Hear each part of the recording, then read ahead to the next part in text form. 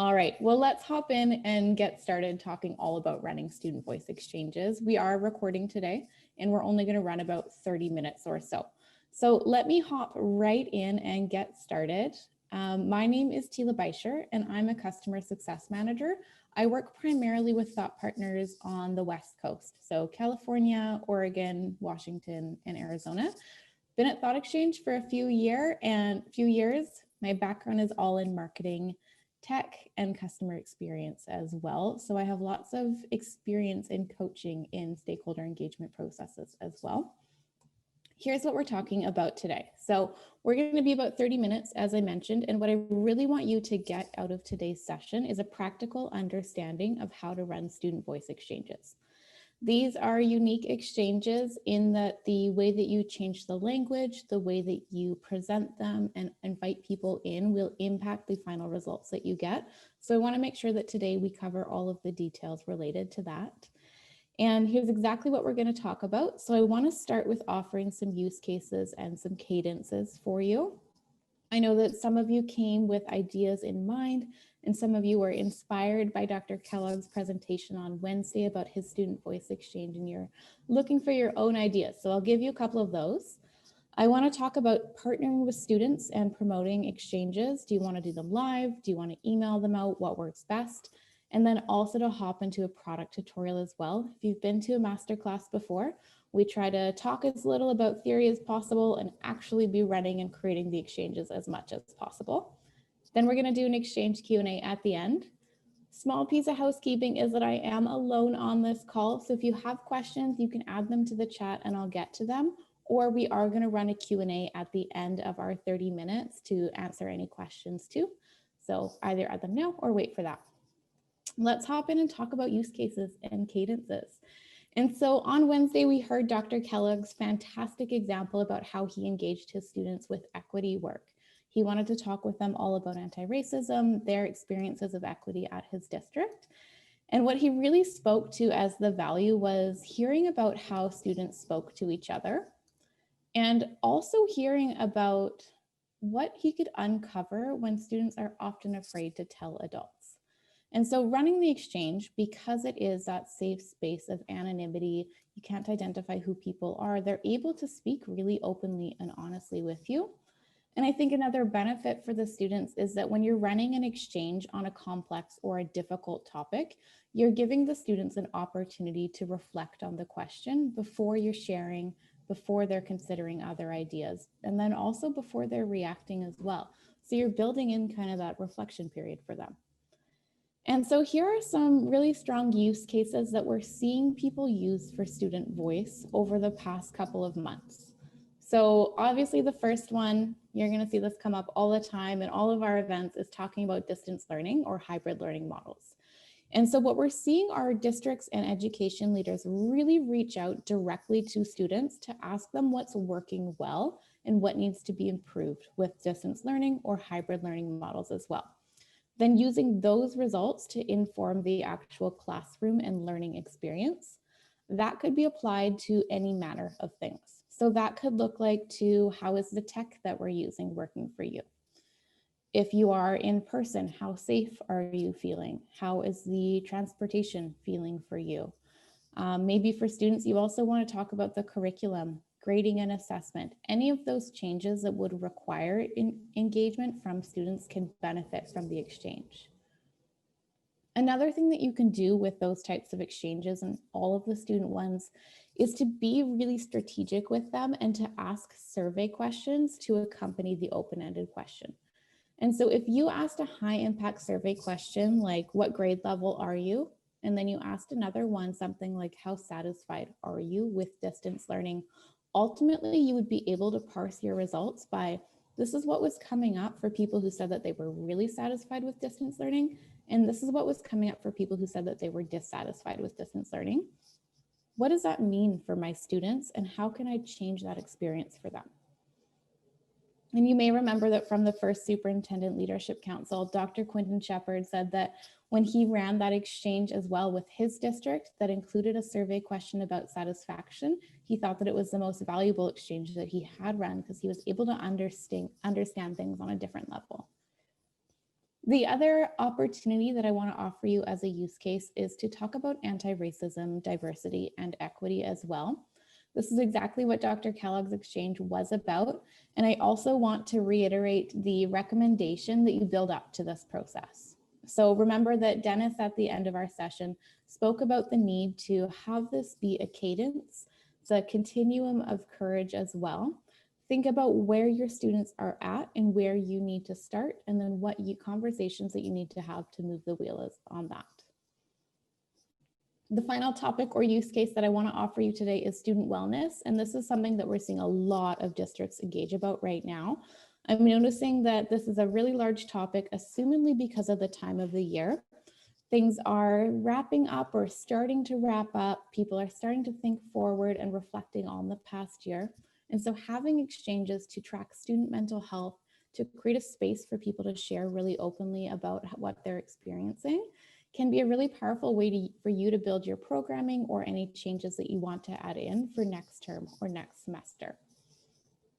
I want to give you an example of that as well, is that I was working with an educational school district, educational services district in Oregon this spring, and they ran a student listening event. So they wanted to know how was student mental health in this time of remote learning or hybrid learning. What they actually did was they had a virtual event and they had students kick off by participating, students only, in an exchange, asking what was good and what was bad about distance learning. And they had educators and community members there just watching.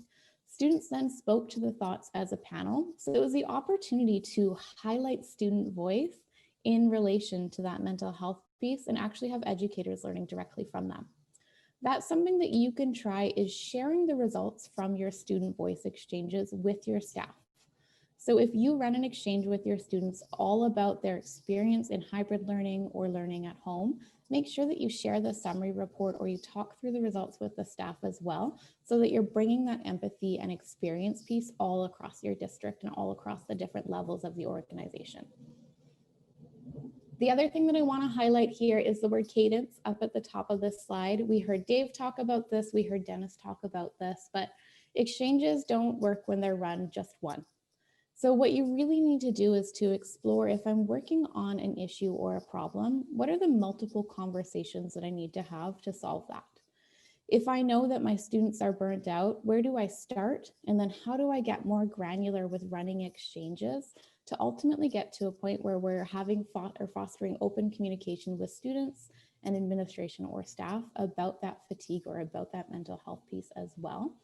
So what you could explore is, and I'm going to move on to the next slide for this, is how can you run a really meaningful series of exchanges to be gathering constant input and to be keeping that line of communication open? So when we're thinking about partnering with students and promotion, and I also want you to be thinking about, how do I hear from everybody? Right now, there is a lot of online noise, and we know that having the exchange reach them is the best way to increase participation. So I have a couple questions or a couple notes for you to consider when you're thinking about, how do I get as many students as possible to participate? The first is to leverage student champions or to partner with student groups.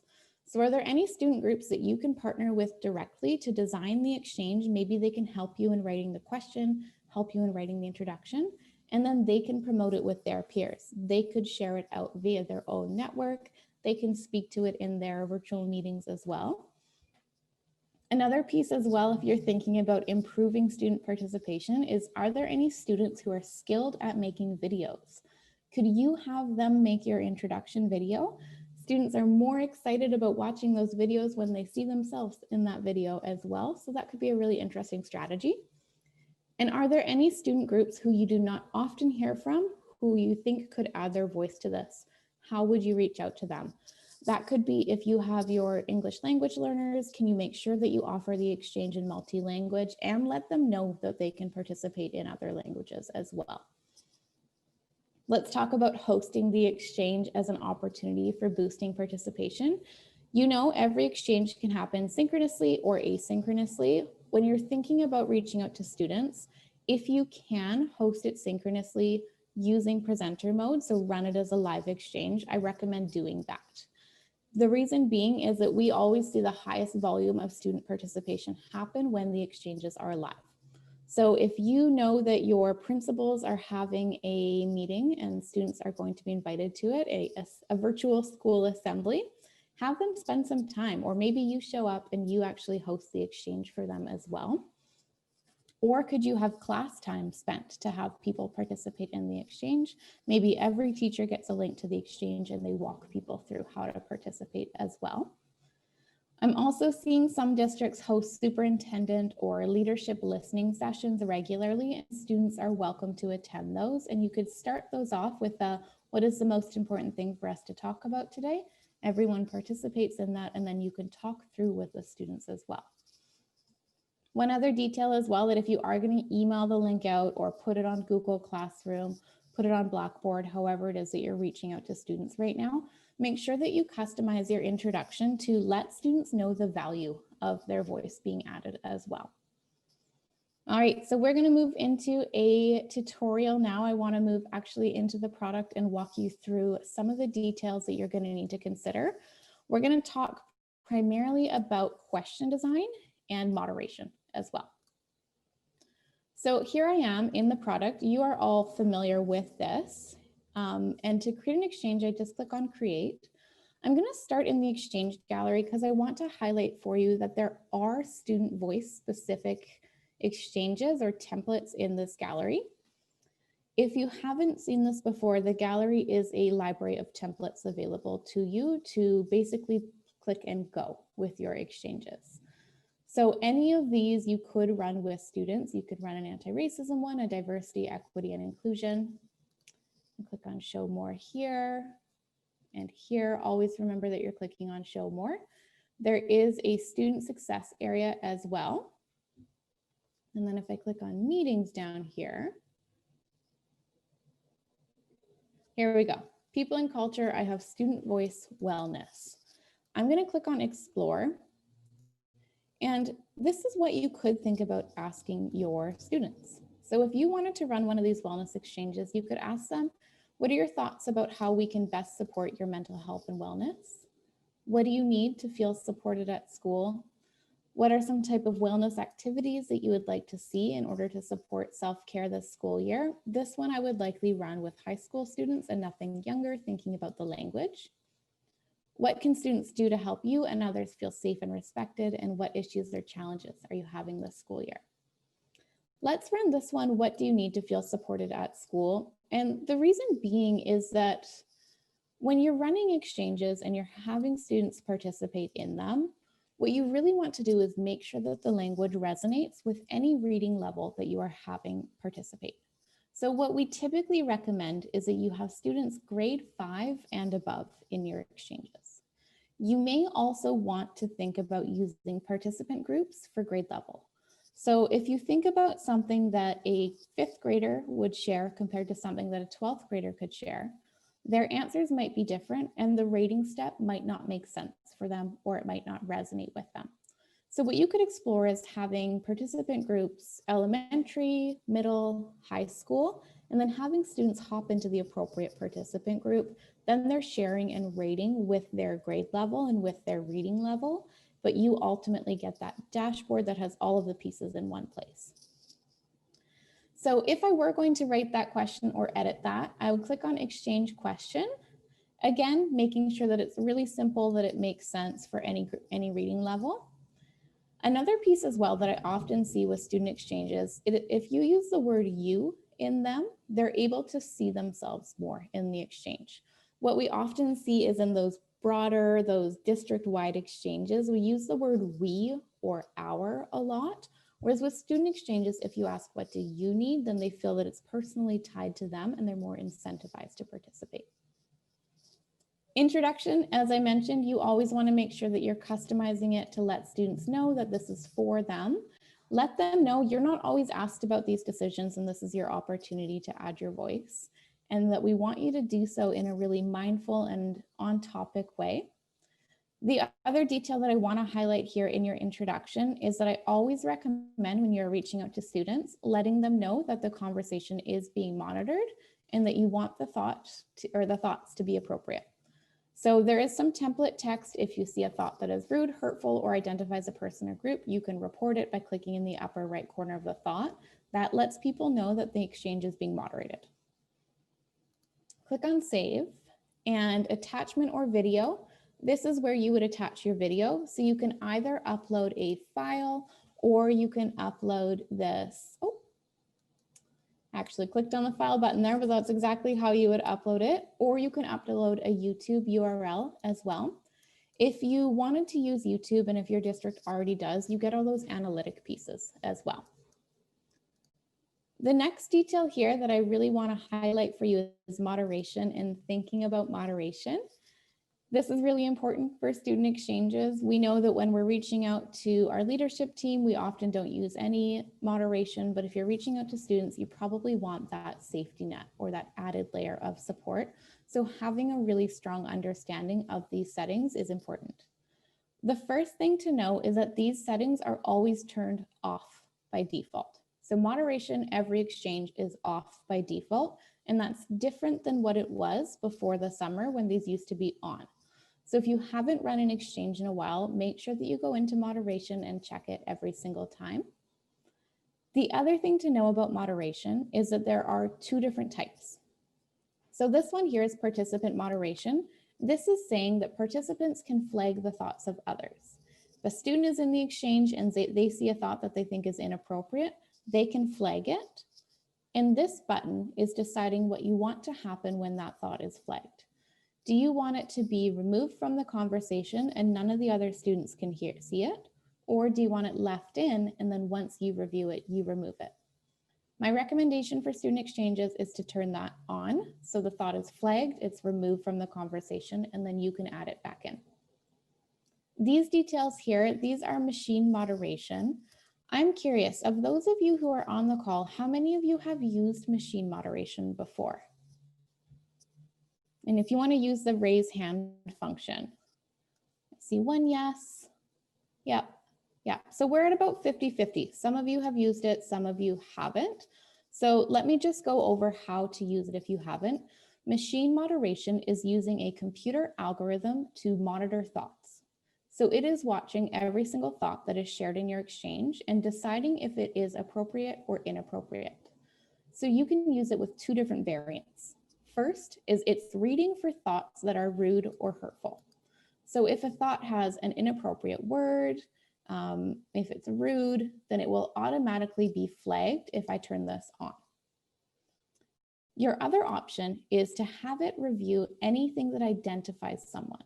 So any proper nouns. If I turn this on, then anytime a thought has a name in it, it is automatically flagged. This one down here at the bottom, the final toggle, hide reported thoughts until reviewed.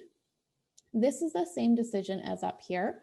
So when the thought is flagged, do I want it left in the conversation or do I want it removed? For students, I'm going to turn it on. I want it removed from the conversation.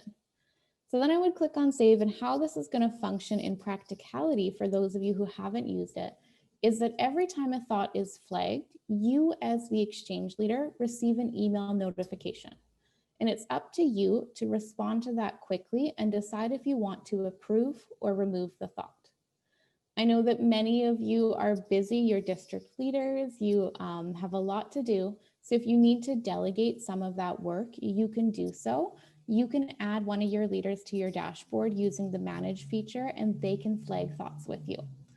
My biggest tip for running any moderated exchange is to make sure that you are checking in on it often, that you're reviewing the thoughts to approve or remove, because the last thing that you would want to do is to have someone feel that they're being censored and then they lose trust in the process.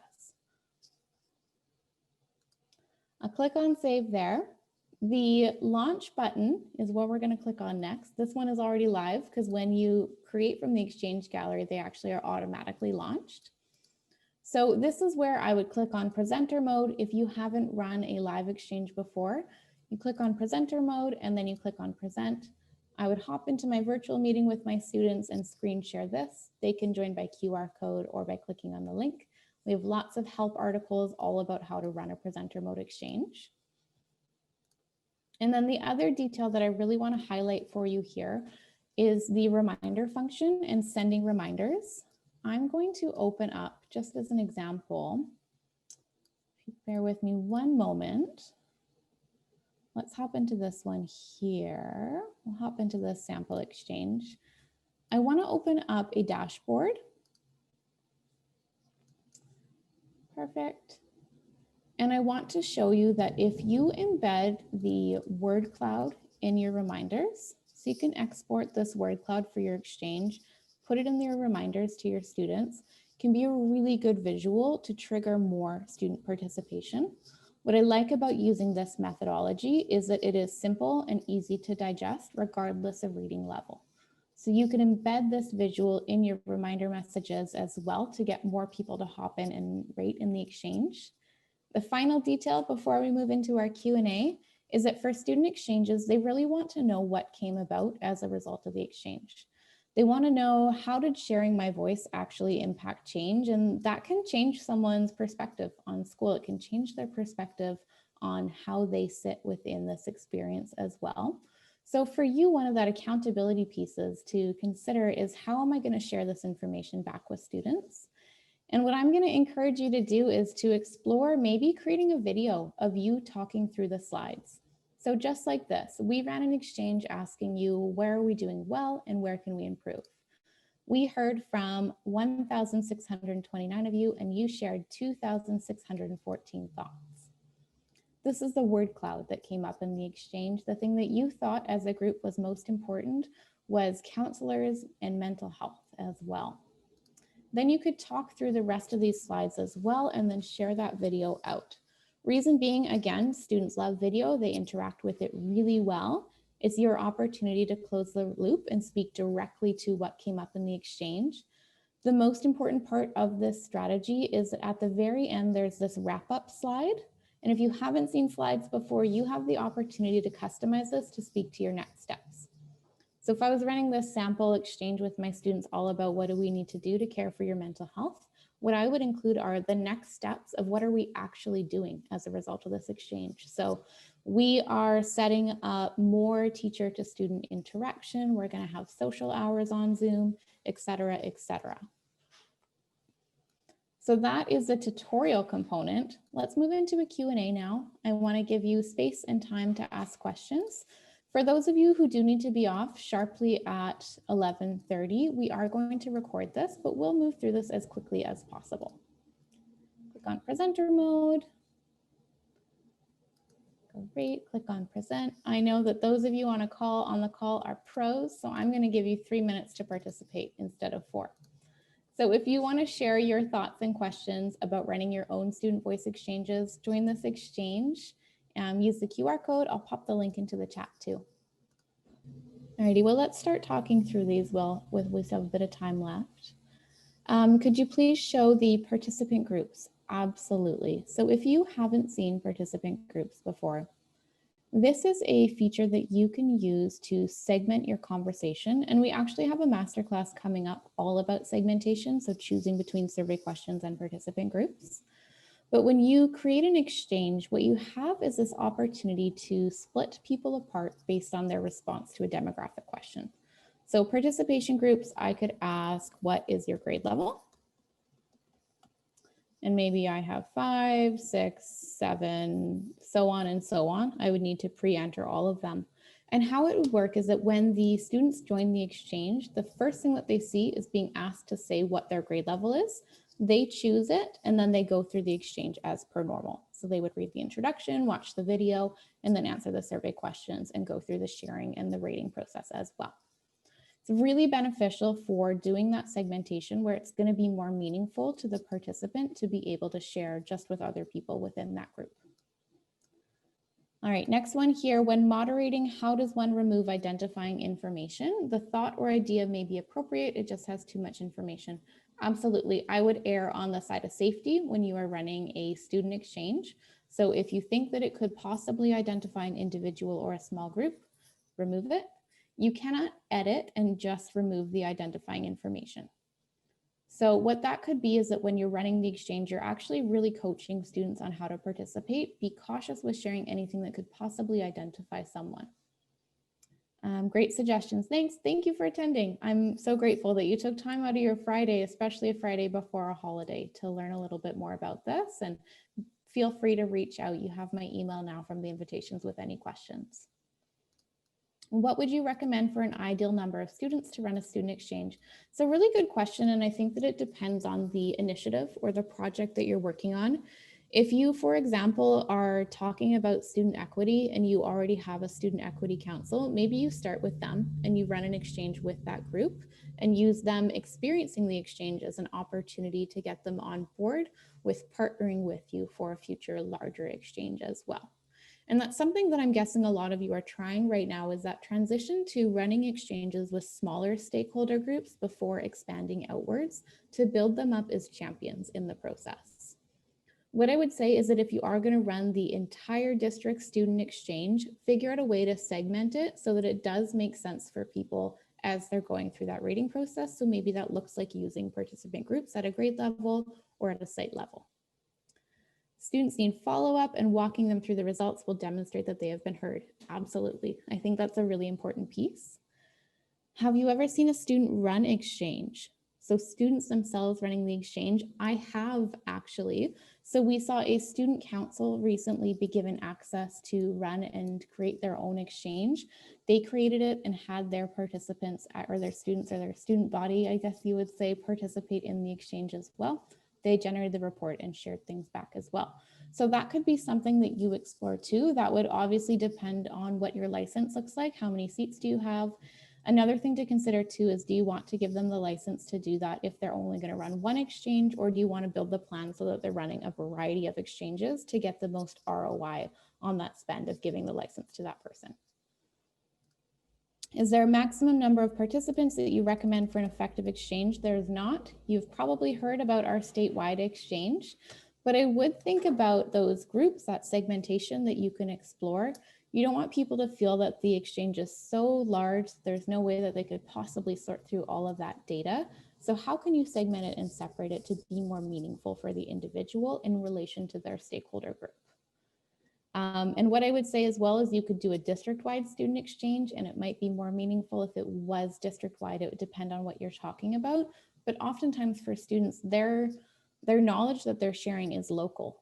Their sphere of influence is within their own school or within their own grade level. So having the conversation sit at that level could be more valuable for them.